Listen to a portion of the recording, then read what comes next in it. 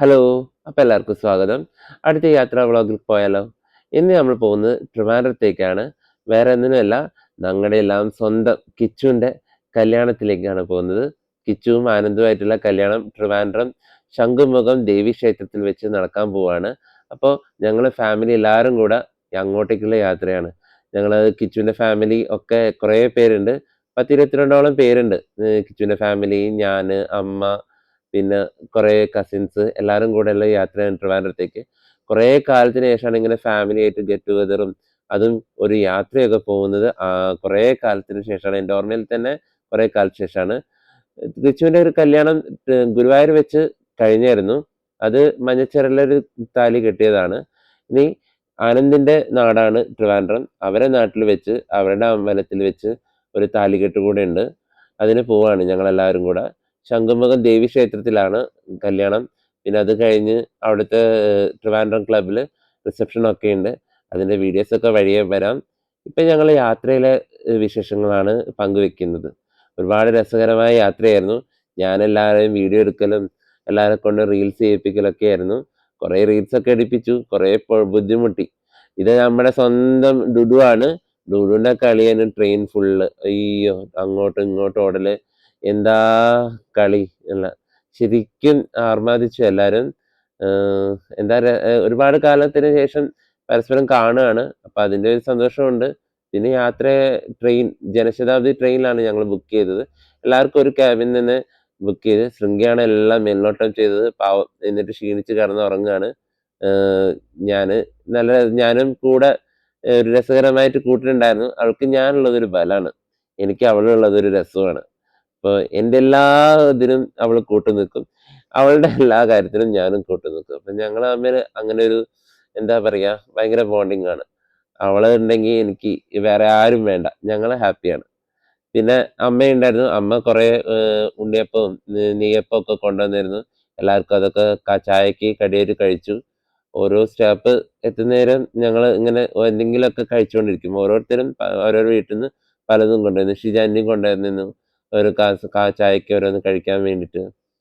ബില്യാടിയൊക്കെ കുറേ നേരം ഇരുന്ന് ഇരുന്ന് അവസാനം ബോറടിച്ച് എണീച്ച് നിൽക്കുകയാണ്. ജനശതാബ്ദി ആയതുകൊണ്ട് അത്ര സ്റ്റോപ്പൊന്നും ഉണ്ടായിരുന്നില്ല. വേഗം തന്നെ ട്രിവാൻഡ്രത്ത് എത്താനുള്ള ആയി. എന്നിട്ട് നേരിട്ട് തിരുവനന്തപുരത്ത് എത്താനുള്ള തയ്യാറെടുപ്പിലാണ് ഞങ്ങൾ. അപ്പം അതിനിടയ്ക്കുള്ള കുറച്ച് ഞങ്ങളെ കളിതമാശകളാണ്. ഇപ്പം ഇതാ അമ്മേനെ കൊണ്ടും ഷിജാനിനെ കൊണ്ടും ജാനിനെ കൊണ്ടും ഞാനൊരു റീൽ എടുക്കാനുള്ള തത്രപ്പാടിലാണ്. കുറച്ചൊക്കെ അവരെ കൊണ്ട് എടുപ്പിച്ചു. ഇനി അവരെ കൊണ്ട് എടുപ്പിക്കാൻ വിട്ട പാട് നല്ല ബുദ്ധിമുട്ടാണ്. ഇവരെല്ലാവരെയും ഒന്നിച്ച് സെറ്റാക്കണമെങ്കിലേ. പിന്നെ ഞാൻ പറഞ്ഞു കഴിഞ്ഞാൽ ഇവരാരും നോ പറയില്ല. അതാണ് വേറൊരു കാര്യം. ഞാൻ എൻ്റെ കൂടെ എല്ലാത്തിനും നിന്ന് തരും. ഇവർക്ക് എല്ലാവർക്കും ഉള്ളിൽ ആഗ്രഹമുണ്ട് കേട്ടോ, എന്തെങ്കിലുമൊക്കെ ചെയ്യണമെന്നും ഇപ്പം കഴിഞ്ഞ ദിവസം കിച്ചൻ്റെ റിസപ്ഷന് ഡാൻസൊക്കെ ഇവരെ കൊണ്ടൊക്കെ ചെയ്യിപ്പിച്ചപ്പോൾ ഞാൻ ആദ്യം വിചാരിച്ചത് ഇവർ ചെയ്യൂല, മടിച്ചിരിക്കും, അങ്ങനെയൊക്കെയാണ് വിചാരിച്ചത്.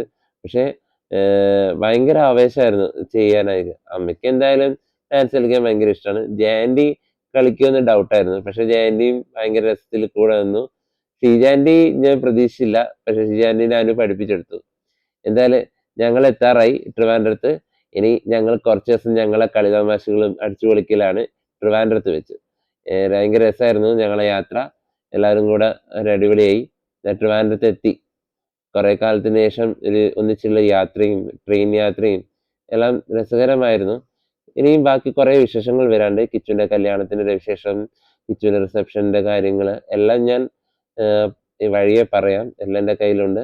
സമയം പോലെ ഞാൻ എല്ലാം ഇടുന്നതായിരിക്കും.